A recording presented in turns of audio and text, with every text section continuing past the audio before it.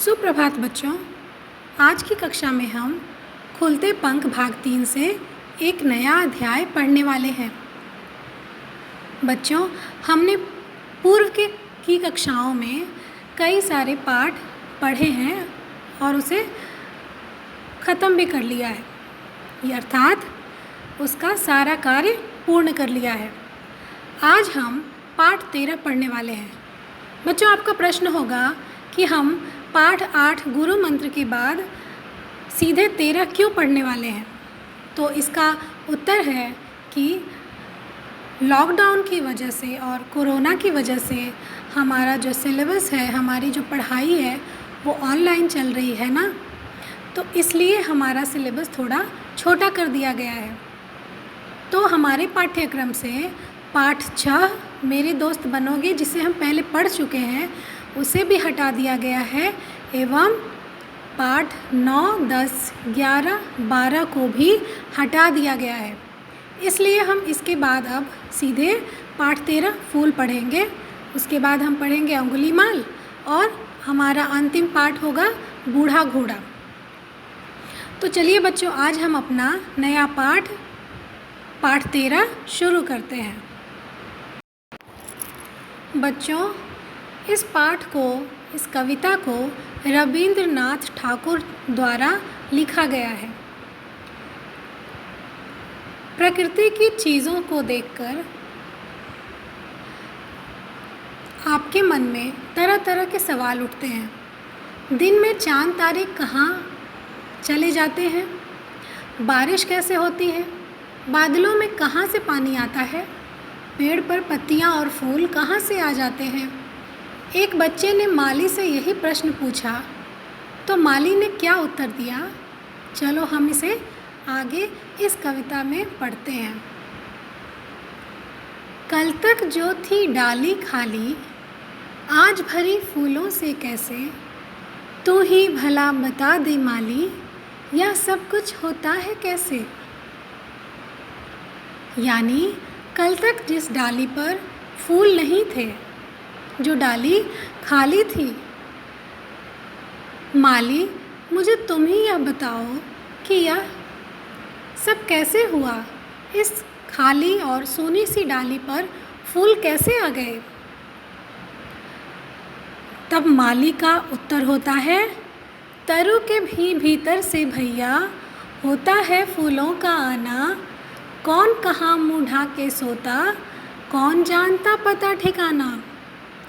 तरु अर्थात पेड़, यानी पेड़ के भीतर से ही फूल आते हैं, फूल निकलते हैं और वो तब तक सोए रहते हैं जब तक उनकी जागने का वक्त नहीं हो जाता।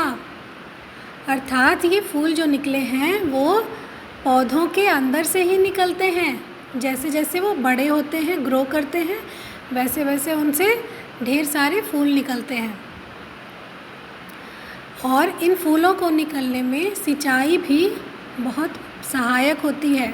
यदि हम फूलों में पर्याप्त रूप से पानी नहीं डालेंगे, उनकी सिंचाई नहीं करेंगे, तो उन पौधों में अच्छे से फूल नहीं खिल पाएंगे।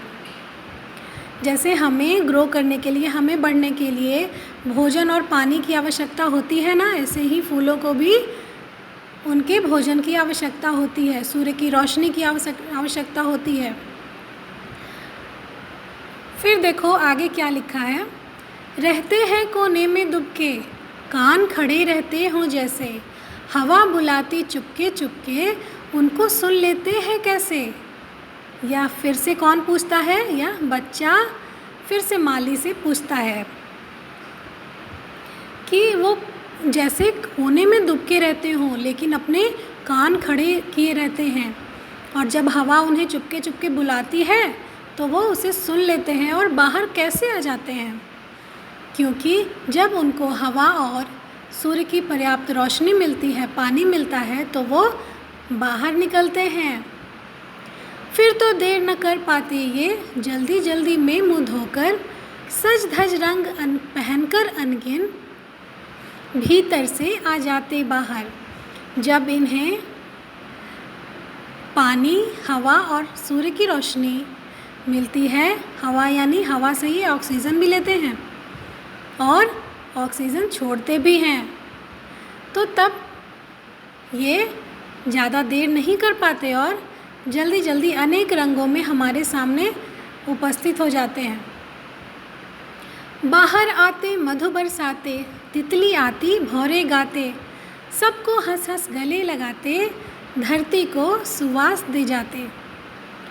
जब ये पौधों में से फूल बाहर आते हैं तो वो मधु भी बरसाते हैं, यानी भंवरे उन पर बैठकर मधु बनाते हैं। तितलियाँ या मधुमक्खी, उनसे फूलों से ही तो शहद बनता है ना। तो तितली और भौरे आते हैं और उन फूलों से उनका रस खींचते हैं, जिससे शहद बनता है। और इन सुंदर प्यारे प्यारे फूलों को देखकर सब बहुत खुश होते हैं और ये धरती को सुगंधित कर जाते हैं। तो इस प्रकार एक प्यारी सी कविता रविंद्रनाथ ठाकुर द्वारा लिखी गई है, जिसमें बच्चों को यह समझाने की कोशिश की गई है कि एक सोनी सी डाली पर, एक खाली डाली पर फूल कैसे आ जाते हैं, या फिर फूलों को खिलने के लिए किन चीज़ों की ज़रूरत होती है। तो बच्चों, आज हमने ये कहानी या कविता समझ ली और इसका आनंद उठाया है। आपको एक काम करना है, इस कविता को आप याद ज़रूर करें, ताकि जब इस कविता से आपकी परीक्षा में प्रश्न आए तो आप उनका आसानी से उत्तर दे सकें। ठीक है ना बच्चों? तो चलिए, आज की कक्षा में बस इतना ही। आगे की कक्षा में हम इसके आगे का कार्य करने वाले हैं। तब तक के लिए धन्यवाद।